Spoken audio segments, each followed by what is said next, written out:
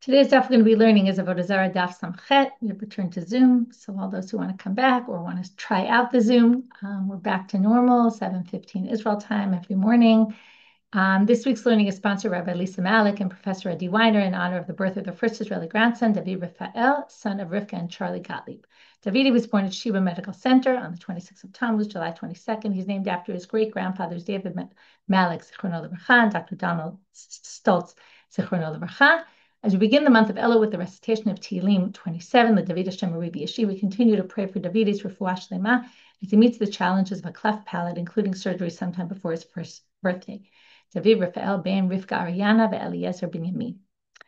Today's daf is sponsored by Terry Kravosha in memory of her mother, Chani Mindel Bat Sima Fega Yerachmiel Kohen, and her second Yurtzeit. She was an Eshet Chayil whom we miss and think of every day. The Siyum is next week already. So we're very excited. We have two Siyums coming up back to back because Horayot is very short, only 14 dapim, 13 dapim actually. We're going to have a Siyum on September 2nd, next Tuesday. So you can register. The details are up, the program, and hope to see you all there. And we will now get started. So we're in the middle of this sugya, which is very interesting sugya because it kind of raises a whole question. And you'll see how the sugya struggles with this by bringing in the shita of Rabbi Meir.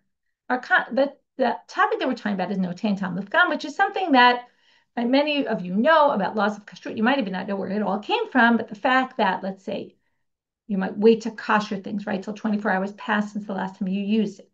And if something fell in and then they ask, well, when was the last time you used this item? If it was 24 hours ago, then it's okay, right? Why is that all of a sudden become magically okay? And that's because of this concept of no tain tam lifgam is permitted.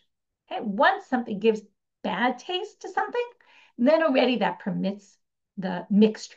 Okay.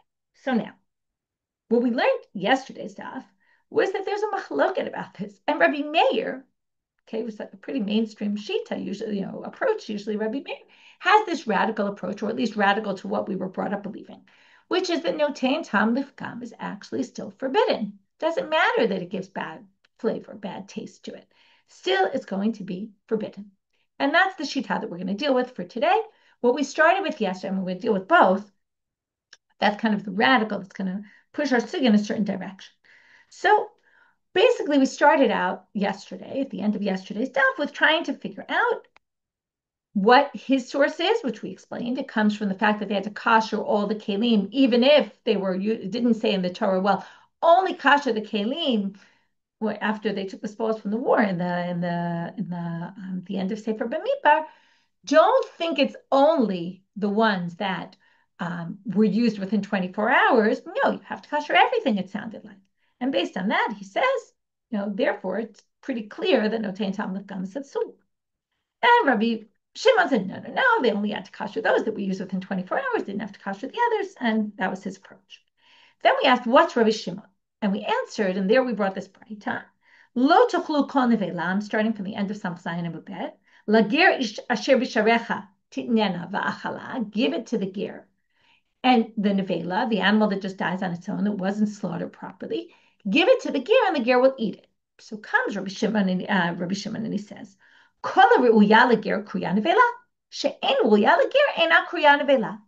If it can't be eaten by the ger, which is what the pasuk says, then it's not a nevela, it's not a sur mishum dinei nevela. Why? Because it's disgusting, right? If and according to Rashi, it says srucha, like if the meat rotted and now you eat it, it's actually not forbidden mishum isur nevela. Rabbi Meir, hahula miute srucha meikara. He says, what do you mean? That comes to say, no, if the animal was run before, meaning, like Rashi gives an example, it was a mukat shchin, okay, it had these terrible boils on its body, and no, it's not edible, okay? The animal was sickly before it died and totally inedible to anybody, and the ger won't eat it, right? Again, I'll just remind you, ger doesn't mean a convert. This is a ger toshav. This is someone who keeps the Shabbat mitzvah b'nei Noach, but isn't commanded to not eat nevela. So what this is coming to say is that if it was disgusting and the ger would never eat it in the first place, then it doesn't have an isur nevela. But if it was edible at the time it died, you could have eaten it, a ger would have eaten it, and then it died on its own, and then it went bad later, that for sure is Isur Nevela, okay? Because, right, Rabbi Meir thinks notein tam lifgam is forbidden, right? Who cares if it went bad? If it was food to begin with and it went bad, well, it's not, right? That's still Isur Nevela. For Rabbi Shimon, so now where's Rabbi Shimon going to learn that halacha from if he doesn't learn it from here? What he says is, that's just dust of the earth. And it's something that's totally and utterly disgusting. An animal that no one would ever eat, that's not even considered food. It doesn't come into the food category at all. So you don't need a special drasha in the pasuk to teach that. It would be obvious. Okay? We'll come back to this concept later, that if there's nothing, the pasuk doesn't need to teach you because no one would eat it anyway, maybe we don't call that food. So that's how each one brings proof for their opinion from the pasuk. Okay. At this point, we assume, okay, because no one told us otherwise, that the machloket between Rabbi Meir and Rabbi Shimon is about a classic case of notein tam lifgam. I put something something that's forbidden into a mixture. It ruins it, like we saw the case of chometz, vinegar that was let's say it was used as a libation when it was wine still. Now it's vinegar. The vinegar spills on the grisine, right, on the groats, and it ruins the flavor immediately. Remember, we said there were two cases there. We'll get back to that. But it ruins it immediately. Sounds like Rabbi Shimon thinks this is permitted, like all of us think it's permitted. And Rabbi Meir is the odd one out, but he does think that that's forbidden, even though it gave bad taste to it. Now, comes Ulla. We're going to have a machloket Ulla and Rabbi Yochanan. Rabbi Yochanan is about the scope of the debate. Rabbi Yochanan is going to understand the debate the way we understood it until now. But Ulla is going to come with a different understanding of the debate, which my sense is that his motivation is that how could you possibly say that Rabbi Meir thinks notein tam lifgam is forbidden? Like everybody thinks it's permitted, and Rabbi Meir must also think it's permitted. So if that's the case, what's their debate? Amar Ulla machloket. Now this is very common where we have a debate, and the question is, what's the scope of the debate? What case are they debating? So Ulla says, machloket sheshbiach ulevasov pagam. The machloket is when first, right, we saw this with the groats, where first, if the vinegar falls on cold groats, and then you boil them up, and then the vinegar actually causes a bad taste at that point, well, that's a different case. That's first, it added good taste to it, and then it added bad taste. That's the machloket, meaning that's when Rabbi Meir says, we're going to actually forbid that. Why are we going to forbid it? Not because notein tam lifgam. If it was notein tam lifgam alone, we were permitted. But because it first, at the moment it hit the food, right? The moment the mixture combined, the Isser food actually made it better. In the end, it got bad because of the forbidden food. But in the first moment, it got better, and because it was better in the first moment, it actually improved, enhanced the flavor, enhanced the taste of the permitted object. That's when Rabbi Meir forbids.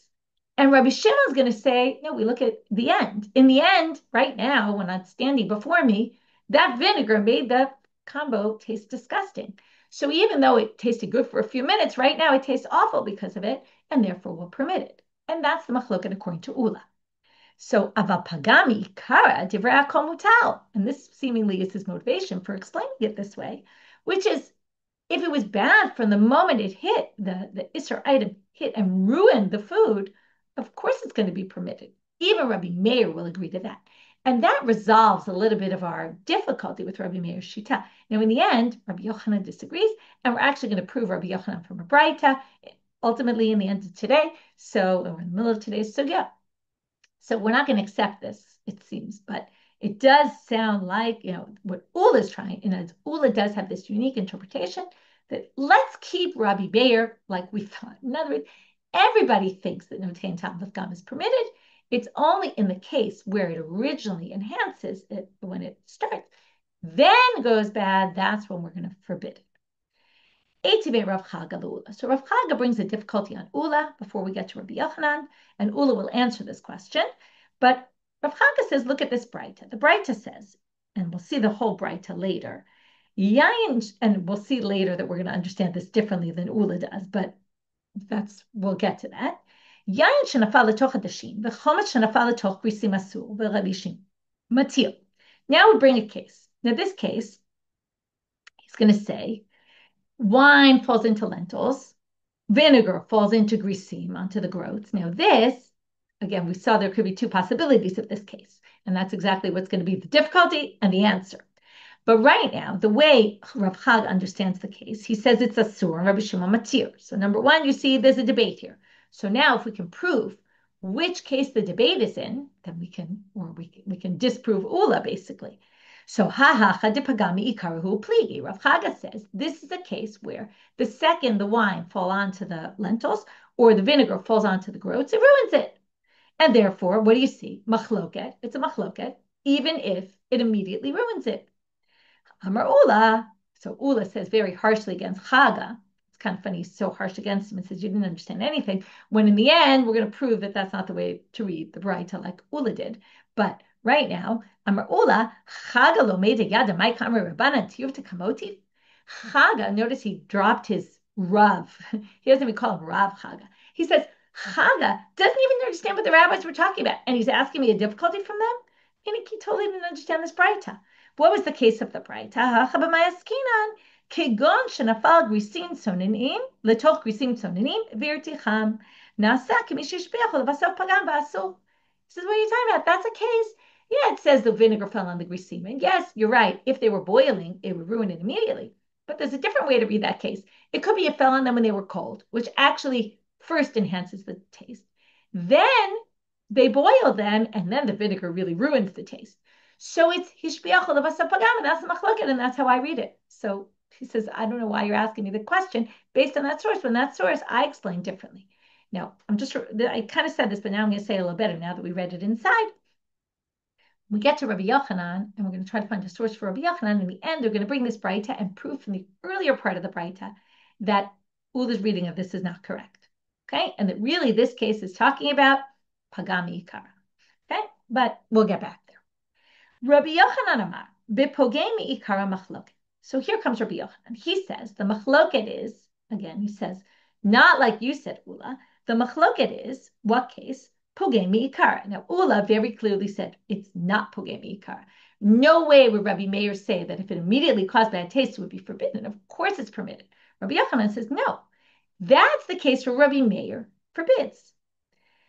Aval, Abaye. What Rabbi Yochanan doesn't relate to. Now, Ulla was very clear. This case they argue, this case they don't. Rabbi Yochanan's not so clear when he says this. Rabbi Yochanan just said, it kind of sounds like he's disagreeing with Ulla, and he says, no, they disagree about if it falls in and ruins it immediately. But what he doesn't say is, do they also disagree in the other case that Ulla was talking about? Do they disagree in both? Or do they disagree only in this case? And that's the Gemara's question. So they asked the question. When Rabbi Yochanan said, pogemi ikar machloket, did he mean pogemi ikar machloket? Aval hishbiachu levasof pagam divrei hakol asur. But if it first enhanced the taste and then ruined it, would you say everyone agrees that it's forbidden because the enhancement happened, because the first thing it did was enhance? So maybe in that case, everybody forbids, and there's no machloket. So did he mean only pogemi ikara machloket? Or maybe he thinks in addition to the case that you said, Ulla. You said one case, I think they argue about both cases. Okay? I think, which again, in the end means Rabbi Meir has this radical approach that even though it gives bad flavor immediately, it's still forbidden. But in the case where hishbiachu levasav pagam, even Rabbi Shimon still permits it. He's not bothered that first it enhanced and therefore it should be forbidden. No, maybe not. Maybe he still holds in both cases, or maybe not, or maybe he agrees and there's only machloket in this case. We don't know. Okay, Rabbi Yochanan is left as a question. We don't know what he thinks about the case of hishbiachu levasav pagam. But again, what's very clear is he thinks that Rabbi Meir really holds. No tandem lefgam, classic case. Something falls in, ruins it, right? Makes it a bad taste. It's still going to be forbidden, right? Because the Isser fell in and it gave taste. We don't care that the taste was bad. There's taste of Isser in there. We're going to prohibit it. Okay, that's Rabbi Yochanan. And we just don't know what he would say about Hishbiach Levasav Pagam. which really the question there is Rabbi Shimon. What does Rabbi Shimon hold? Will he still say it's permitted, or will he say, no, no, no, in that case, I agree, it's usher, because it did enhance in the beginning. So that we're left with an open question, although ultimately we're actually going to answer this question, even though the Gemara never really relates to it. But in the end, we're going to prove from this braita what, or at least the braita is going to be very clear that this is what they argue about, and what they do and what they don't. We'll see. But right now, at this stage of the Gemara, we don't have an answer. Now comes Rav Amram. So first we brought Ulla, we brought a difficulty, Rav Chaga brought a difficulty on Ulla from a braita, and Ulla answered it, at least in his way of reading that braita. Now comes Rav Amram with the question of Rabbi Yochanan. It's a different type of question. Rav Amram, Efshar ita lahad Rabbi Yochanan v'lo tanya le b'manita. It could be matnita, and a lot change it to matnita. Matnita is usually our Mishnah. Matnita means any Mishnah. He says, okay, now this goes back again to the whole question of this radical approach of Rabbi Meir. Because if you remember, in our Mishnah in particular, it said, if you benefit from the taste, it will be forbidden. I'm sorry, it will be forbidden. If you don't benefit, because it's bad tam, right, it'll be permitted. That seems pretty clear. No tain tam, l'fgam is permitted. So comes Rav Amram and says, if Rabbi Yochanan is right, that Rabbi Meir really comes along and says, no tain tam, l'fgam is forbidden, how could it be his opinion is not mentioned anywhere in the Mishnah? Okay, you have to remember also Stam Mishnah Rabbi Meir. Most of the Mishnah do go with Rabbi Meir. Why would a Rabbi Yehuda Nasi brought that in the Mishnah? It seems crazy. Now there is a braita. We saw the braita yesterday. Remember, the braita said Hatanya at the middle of Amud Bet on yesterday's daf. Rabbi Meir. There's a braita that says it, but right, and then Rabbi Shimon says l'shevach hasur l'fgam mutar. Now, granted, you could explain that braita according to Ulla. You could say it's only ishbiach u'levasaf pagam, or you could explain it like Rabbi Yochanan. But he's saying, Rabbi Yochanan, it doesn't make sense to me that there wouldn't be a Mishnah that mentioned Rabbi Meir's opinion.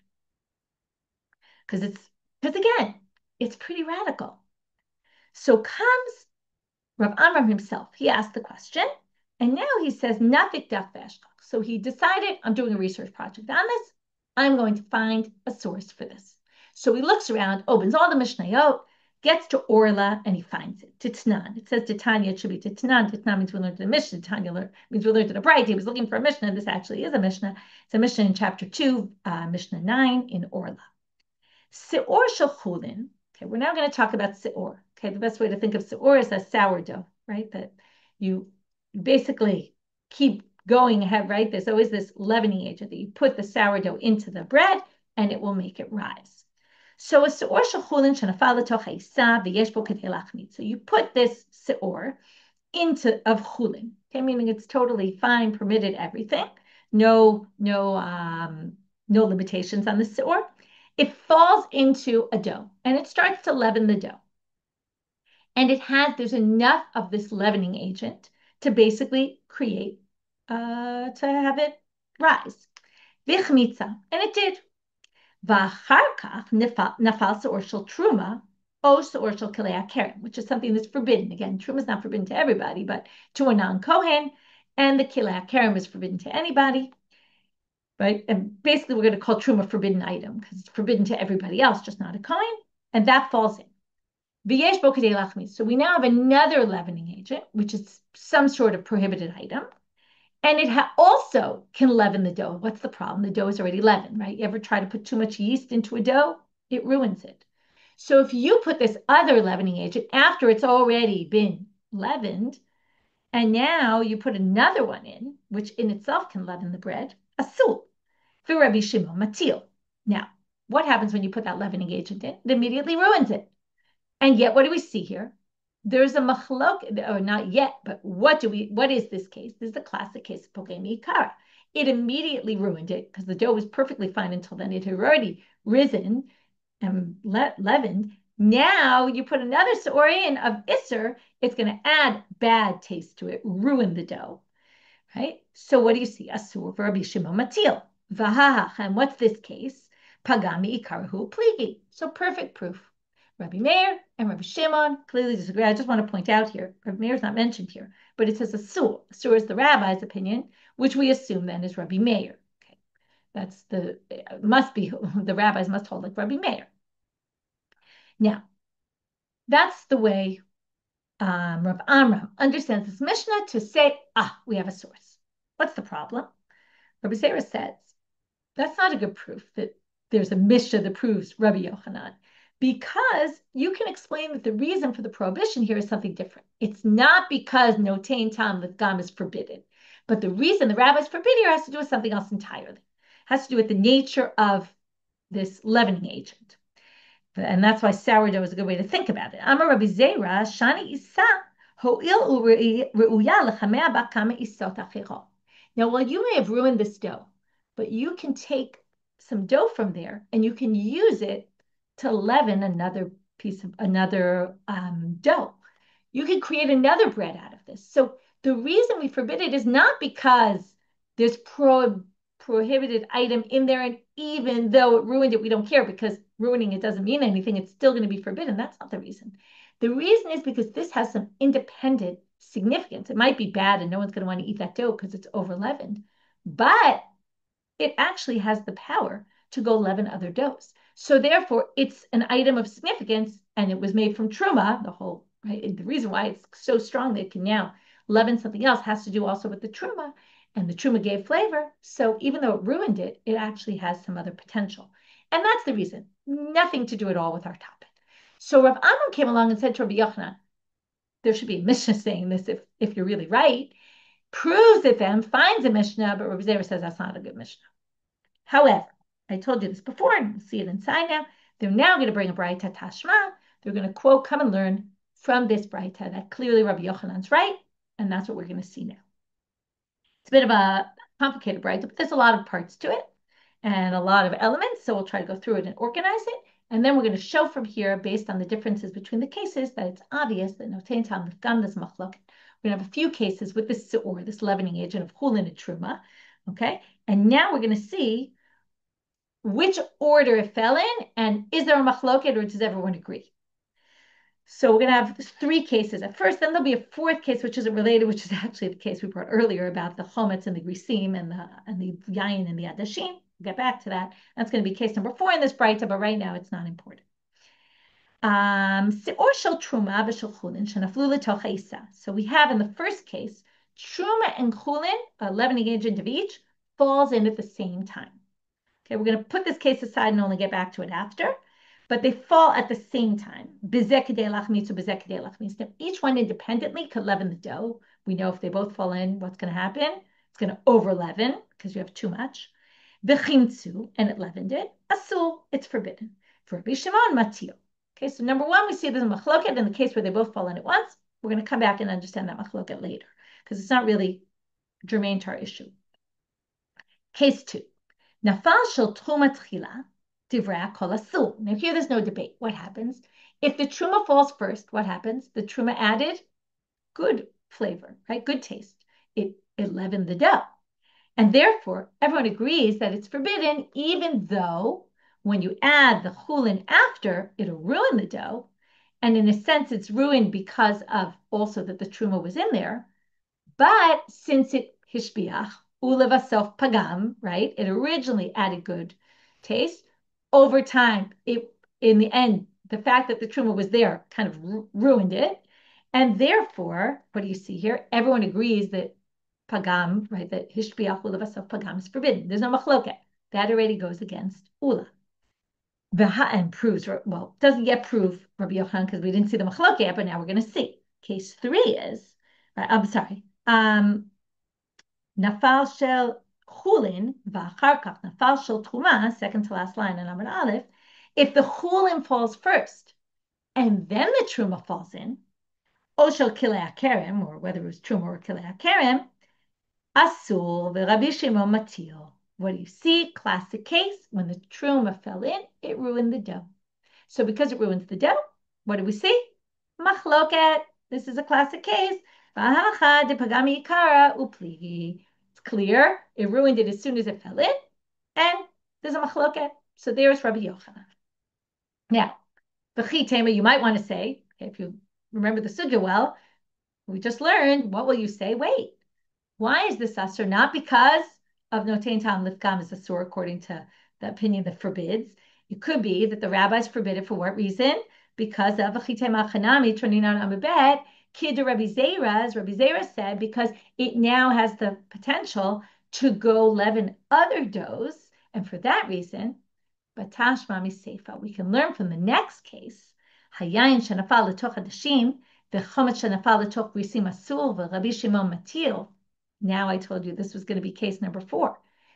Case number 4 in that braita is a case of the wine falling on the lentils. Again, it would be wine yenesech or chometz that was from yenesech that was offered as a libation first, then became vinegar, and then it falls onto risim. Asul v'Rabbi Shimon matir. Now, what do you see here? There's a machloket. We know that. We saw that before. Now, now, if you want to claim, like who did? Like Ulla. Remember? Ulla claimed that was pagami ikara. Sorry, I'm sorry. My mistake. The Gemara is now going to say, this is also pagami ikara, because the wine falls on the lentils, the chometz falls and immediately ruins it. Now, not necessarily, because we saw we could read that in 2 ways, and that's what the Gemara is going to say. Now, if you want to read this as Ulla, who said, oh no, it fell when it was cold, and first it added benefit, then it went bad. But that can't possibly be what the braita is saying. Why not? Because remember, there were 4 cases now. We have case 1, which we didn't explain yet. Case 2 was hishbiach ulevasaf pagam, and what did we see? Everyone agrees it's forbidden because it originally added good taste. That was when the truma falls in first, and then the chullin. And we said everyone agrees it's asur. So you can't read it like Ulla. Okay, interesting. They didn't question Ulla at the time, but you can't read mi pligi kishbiach ulevasaf pagam. You can't possibly say there's a machloket in the case where first it added good flavor and good taste, and then it ruined it. You can't say that's case number 4 because baha katane, it says in case 2 in the braita, nafal shel truma tchila divrei kol asul. If the truma falls first and first enhanced the flavor, benefited the dough, and then ruined the dough, then divrei hakol asul. Everybody agrees it's forbidden. There's no machloket. So you can't possibly say, like Ulla tried to say, that the machloket is tishbiach ulevasaf pagam because of case 2. So case 4 can't be explained as that case because case 2 is already that case. And again, case 2 says there's no machloket, and case 4 says there is a machloket. So case 4 must be just like case 3, which is they're both cases of immediately it ruined it. The grisim were already boiling, and therefore when the vinegar fell in, it immediately ruined it. And therefore, we have a proof for Rabbi Yochanan. In the end, we can prove that Rabbi Yochanan holds pagami ikara is the machloket, and that is proven from this braita. So what Rav Amram didn't manage to do, which is to find a Mishnah that shows this machloket, and the machloket is specifically in the classic case of notein tam lefgam, where there wasn't any sort of enhancement or positive effect in the beginning. It was all right, immediate bad effect, right? Now we proved it from a braita. The classic case, immediate bad effect, that's when they have a machloket. And again, going against what you might have thought, which is again, what Ulla had the benefit of, really Rabbi Meir forbids this and nobody knows? It's not like a big popular thing. Everybody's always quoting the Rabbi Shimon opinion, no tam lefgam is permitted. Well, even though Ulla had that strength to his approach, which is, oh no, they really only argue over a unique case, but not the classic case. In the end, the sugya proves from this braita, like Rabbi Yochanan, that really they do have a machloket in the main basic case of notein tam lefgam. Is it mutar? Is it asul? Now, before we move on to get to the interesting mouse case that we're going to end our sugya with, a mouse falls into beer, will end in an interesting manner. But first, we want to figure out that first case in the braita that we kind of ignored, which is when the truma and chullin fall in together. What's going on with that case, and what's the machloket between them? So Hani Tlat above, the way they're going to introduce it is like this. They're going to go back. Now, there were 4 cases in the braita, but right now we're talking about the 3 Shiur cases. The 4th was the yayin with the adashim and the chometz with the risim.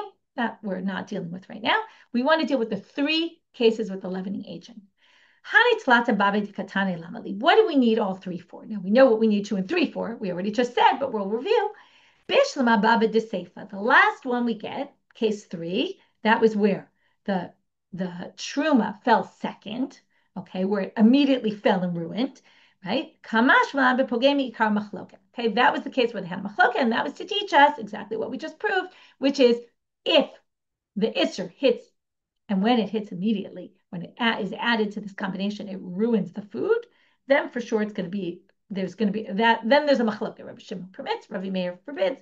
That's case number 3. Mitziata, the one before that, which was the reverse, where first the truma falls, then the chullin, which is hishpiach ulavasaf pagam, and there we saw everyone agreed it was forbidden. That's what we want to teach from the second one. Mitziata nami, and we'll read that inside. Hishpiach ulavasaf pagam divrei hakol asur. Everyone agrees that if it first has positive effect and the negative effect, then everyone agrees it's forbidden. Ela because it originally added something good. Ela reisha lamali. What do we need the reisha for? And the way they're going to ask this question is a bit strange because they're going to focus only on the rabbi's opinion. Okay, and they're going to say like this: why is there no point for this case?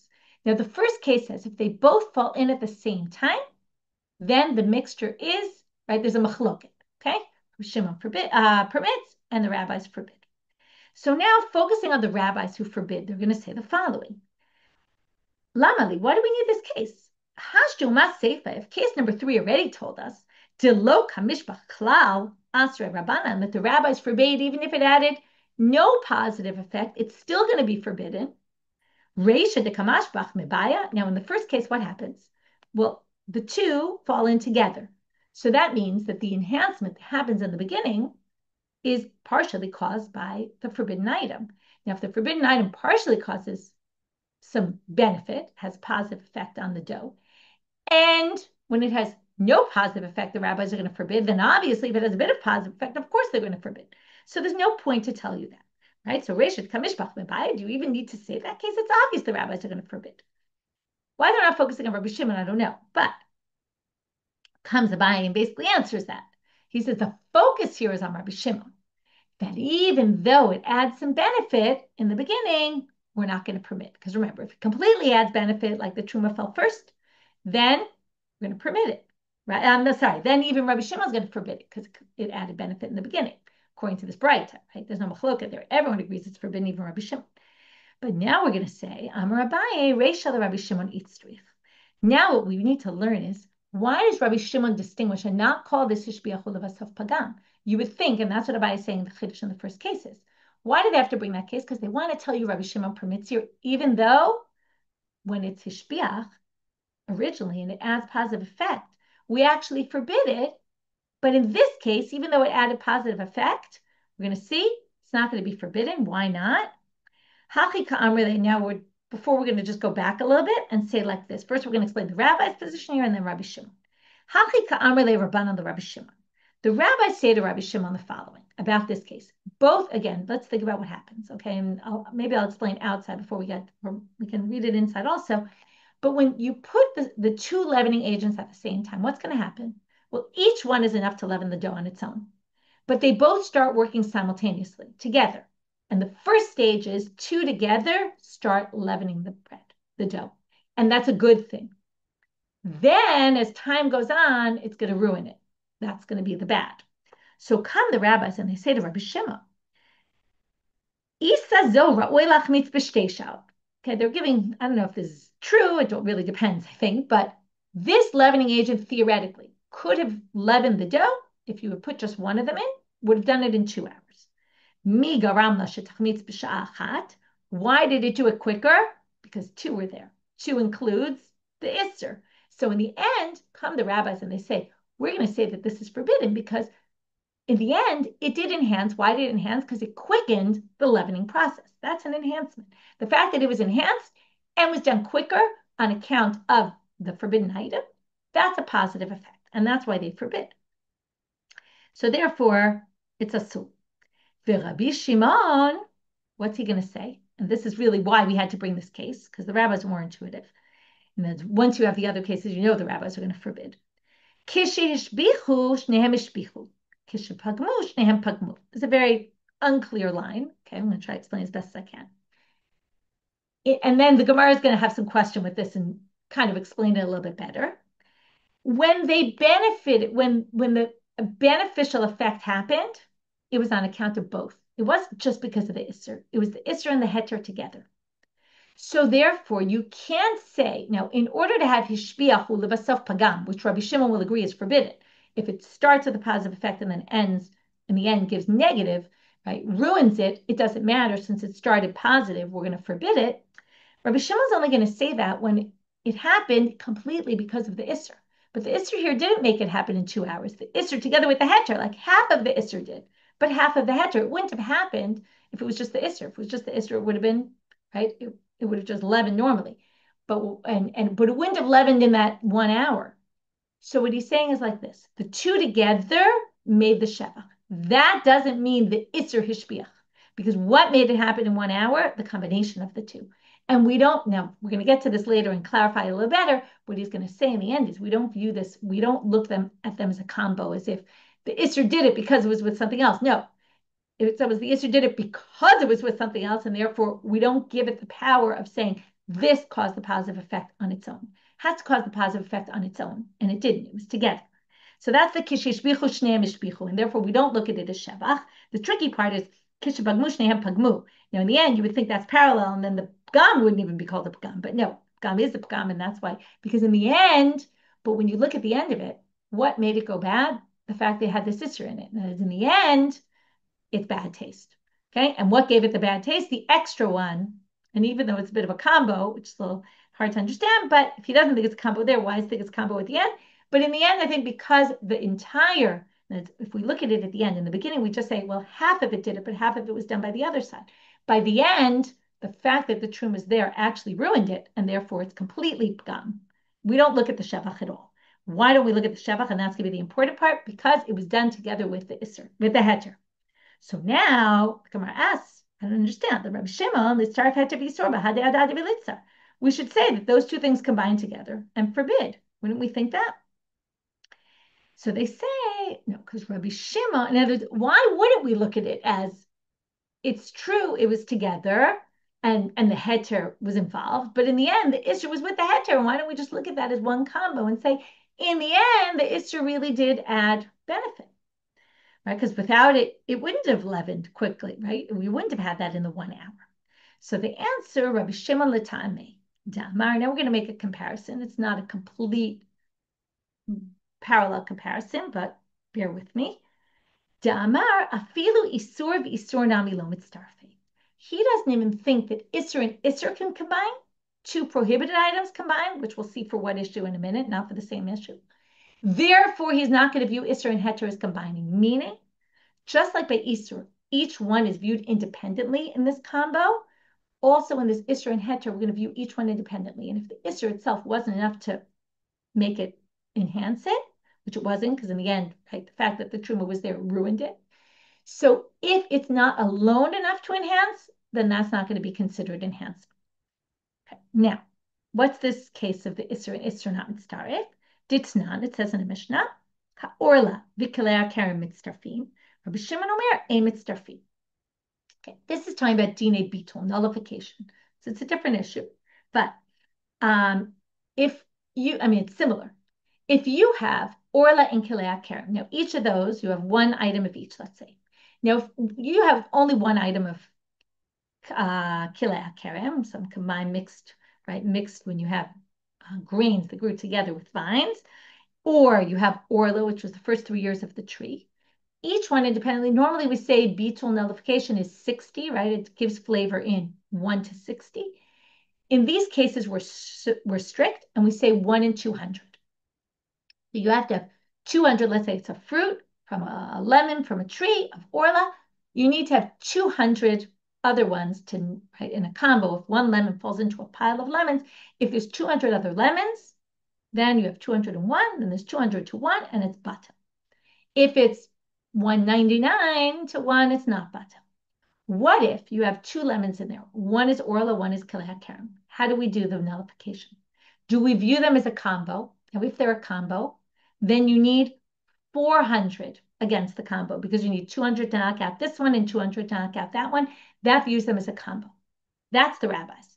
Rabbi Shimon says these are viewed independently, which means if you have 202 lemons, one is Orlah, one is kelei karim, the 200 can knock out the 2. Why? Because each one is viewed independently. So we view each one as if that's 1, and is there 200 against it? Yes. That's 1, or there 200 against it? Yes. They don't combine according to Rabbi Shimon. Likewise, he views the seor in the same way. But when the two and the issue of hishbiach hulav hasaf pagam, in order for it to be called shevach, it has to be that each one independent, that the isser independently was mashbiach first, and it wasn't here because it only was mashbiach as a combo, but we don't view them as a combo, we view them as separate. So you see, they're two different issues, but it's still the same idea that we view them as separate, and that's why Rabbi Shimon doesn't view this as hishbiach u'levasaf padam when they fall in together. And that was all. Why were we here? Just to explain that first case on the braita. Why did it mention that case of the two falling together? Not because of the rabbis, it would have been obvious the rabbis would have forbade it. But according to Rabbi Shimon, we wanted to know he permits it there. And he doesn't put this in the category of hishbiach u'levasaf padam because in the end, the shevach happened as a combo, and we don't view combo as combo. It would have to be only that the isser caused it to be enhanced completely by itself, and it didn't here. So that explains that first case. Now we're going to get to our mouse. Okay, we have a mouse who fell into a pot of a barrel of beer. Asrei Rav lahu shikra. Rav forbade that beer. Now this seems strange. Why would he forbid it, right? So what do you think a mouse would cause a bad? If you had a mouse fall into your beer, I don't think you want to drink it, right? It would be disgusting. So we're going to have to understand why. In the end of the sugya, we're going to have three possible answers, but the sugya is not exactly structured in that way. Nema kasaval, Amrua Rabbanan kameid Rav Sheshet. I skipped a few words. The rabbis came before Rav Sheshet and said, Nema kasaval notein tam lifgam asul. Right? Should we say that Rav must hold, even if it gives, like Rabbi Meir, even if it ruins the food, right, gives a bad taste to it, we're still going to forbid it. And that's why Rav forbade it. But Amar lehu Rav Sheshet, no, Rav doesn't hold that way. But Amasavar Rav notein tam lifgam mutal. He clearly thinks that notein tam lifgam is permitted. Why did he forbid it here? There's a unique exception by the Shmona Shvatzim. Okay, the Achbar is one of the 8 Shvatzim, the creepy crawling creatures. It says we're going to be extra strict by the Shvatzim. Why? Because, okay, he has an interesting reading here. Let's just go back and understand about Shmona Shvatzim. These 8 creeping creatures, they're disgusting. Okay, would you ever think to eat them? No, nobody eats those things. So now they're disgusting. And people anyway avoid them. So what? Well, afilu hachi asrei rachmana. Now, his theory is like this. If there's something absolutely disgusting that nobody eats, then why does the Torah need to forbid them? No one's going to eat it, so why bother? No, you could think of a reason. But their theory, Rav Sheshet's theory is, why bother telling us it's assur if no one's going to eat them anyway? So, must be to tell you this chidush that hilkach notein tam lifgam nami asur. It's to say, not only can you not eat them, which anyway you weren't planning to eat anyway, but if they fall into a mixture and they impart bad flavor to the combo, right, to the heter item, it's still going to be forbidden. Even though normally it would permit, right? You would say, oh, it gave bad flavor. We're not going to have that forbid the combo, the mixture. But this is unique. And that's the way he views the Isser of Shratzim. It's really to tell you, not only are they forbidden, which anyway you wouldn't have eaten anyway, but you might have eaten it if it fell into a combo, into a permitted mixture. You might not have ruined the whole thing. You don't want to ruin your whole barrel of beer. So that's what he said. What we're going to do now is the rabbis are going to raise 2 difficulties on Rav Sheshet's theory. If you say it's a chiddush and it's a unique halacha, and it's not coming from the basic, well, then you should say, because shratzim have 2 issues. One is you can't eat them, and 2 is they also carry impurity. Then you would say that they're impure whether they're moist, okay, it's a little gross to think about this, but newly dead, or completely dried out. Because if it's a chumrah, and we're going to be extra strict, then they should be mitami even when they're completely dried out. And that's not true. Allah matnam, why does it say in the Mishnah, mitamim lachim ve'em mitamim yeveshim? They only pass on impurity when they're fresh, dead, but not when they're completely dried out. And therefore he says, I don't buy your theory that it's a chiddush and it's all this, because then it would be even a problem once they're dried out. To which Rav Sheshet answers, v'litamech shichvat zera titamei lach v'yavesh. Shichvat zera, semen, also disgusting, right? Now, if it's disgusting, and your theory is that if it's a chiddush, right, that even though it's disgusting, they still have to tell you, right, it's going to be matame. So it should be matame lach and yavesh. and it's not true. Also by Shechvat Zarah, it says the same thing, only when it's fresh and not when it's already dead. So how do you explain the Shechvat Zarah? I'm going to explain it to you. And then I'm going to explain the Shretzim for the same logic, which has nothing to do with what you're questioning me about. Shechvat Zarah Amar Rachmana. What does it mean, Shechvat Zarah? Okay, how do they, right? We define it as semen, but it's Shechvat Zarah when you lie. I don't know even how to translate it, but Zarah, it creates seed. So Amar Rachmana, Biru Yala Azriya, only when it could create a seed and, create a child. Hachana, which obviously once it's dead, it's not going to. Hachanami bimotam Amar Rachmana. What does it say about the shretzim when they die? How do we understand this? Ke'em motam. They have to be the way they are when they die, meaning they haven't completely dried out. Okay, so that's a whole separate reason. That's nothing to do with your question on me. Second question on Rav Sheshet, which also we're going to answer. Matkef la Rav Shimi min hardea. Okay, but this is an interesting question. Umi mais, are they disgusting? V'halo olel shulchan shemelachim. You think they're disgusting, but actually kings eat it. It's a delicacy, these mice. Okay, in the king's house, they eat it. This reminds us of the whole Bishul Akum, right? The kings eat mice. So here's the answer. It says Amar Shimi min hardea, but he was the one who asked the question. Most people take out those words and say doesn't belong here. It just should be the Gemara answering Lokasha, Habadidabra, Habadamati. There's city mice and there's country mice. Tamata is the city and Didabra is the country. Okay, reminds me of the book, right? The city and the country. I grew up on that book. Anyway, the ones in the fields are a delicacy. The ones in the city, right? Usually mice from the city are disgusting.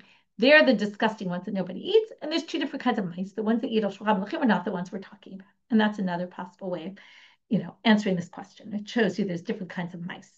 Okay, now, so what we had so far, just to summarize, we had this mouse. Then we have a case, so Rav forbade it.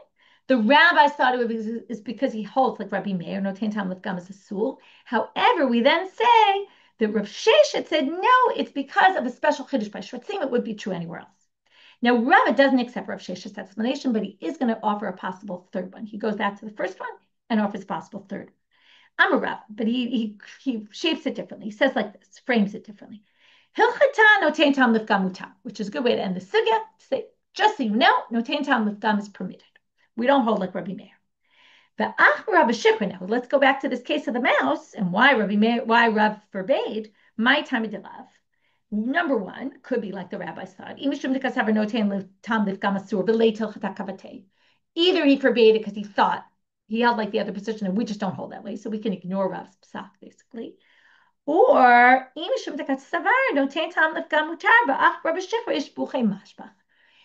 could be he thought that this mouse gave good taste into the beer and enhanced the flavor of the beer, and maybe that's why he forbade it. Maybe it was a debate in the reality. Did this add better? Did it make the beer taste better or did it not taste better? I don't know if he's saying because mice actually enhance things, or particularly the combo of the mouse in the beer would be a good combo. And maybe that's why. So that adds a third possibility as to why he forbade.